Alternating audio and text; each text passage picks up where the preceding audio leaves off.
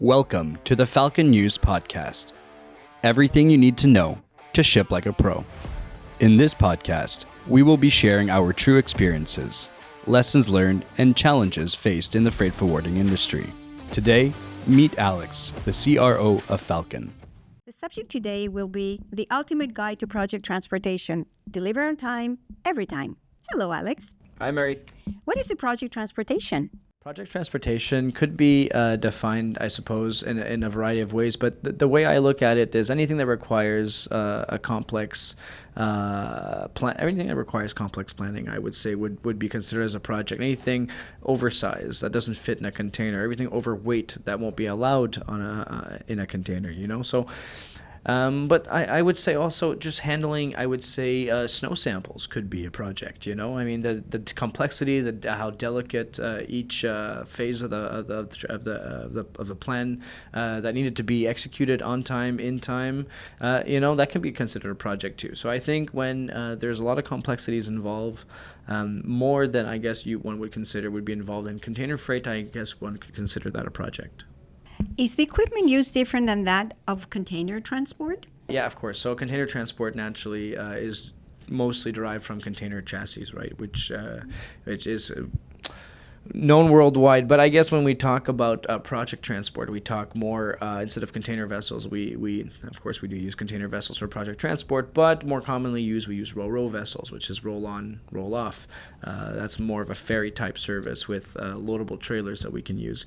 There's also conventional vessels with onboard cranes that we can use that are used for transatlantic, transpacific trade, UNS feeder vessels. When it comes to on the road equipment, for example, we don't really use much of when it comes to project car. We don't use container chassis. We use, of course, different type of trailers like double drops or single drops or floats, or we can have 18, 25 axle lines of trailers. So I think it very much varies from the container freight movement that we do. And I think that's why it adds a lot of complexity. Knowing what to use, where, and how, making the wrong choice can really put you outside of the market. So it's important to use the right equipment for the right situation to make yourself competitive.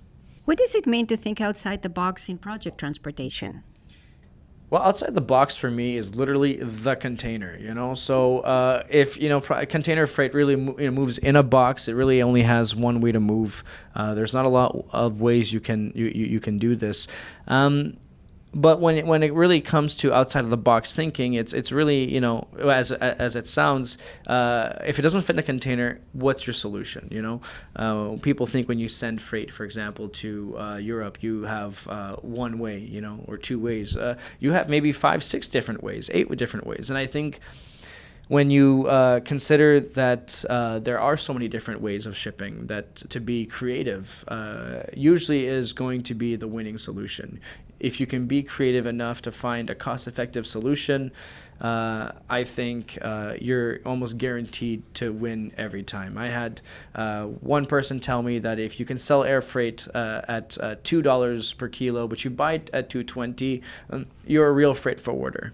And I thought about that for a bit because it didn't make sense to me, But at the end, it was make a profit, and find an ingenious way to do it. But of course, doesn't mean you got to scam your client. This is all in legal purposes. But I really do think that if you can think outside the box and provide an out-of-the-box solution, more often than not, it'll weigh in your benefit.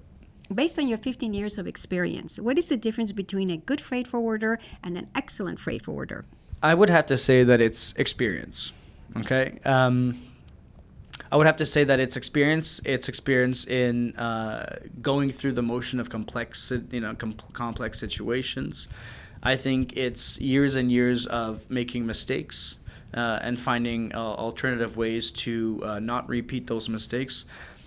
The best freight forwarder, in my opinion, is somebody who's going to resolve a problem for you before you really have it. And I think the whole point in that is really to plan ahead, have a plan B in case plan A fails, and apply the best solution that you believe will provide the customer with the most benefit. And by that I mean a good freight forwarder will give you one solution. An excellent freight forwarder will give you 3 solutions and explain to you the difference between all 3 and what advantages and disadvantages you have by choosing either or. And there's never the same advantage. Either somebody once told me, if you had to pick between cost and quality and speed, and it said if you had to pick between 3 of them, you can only have 2.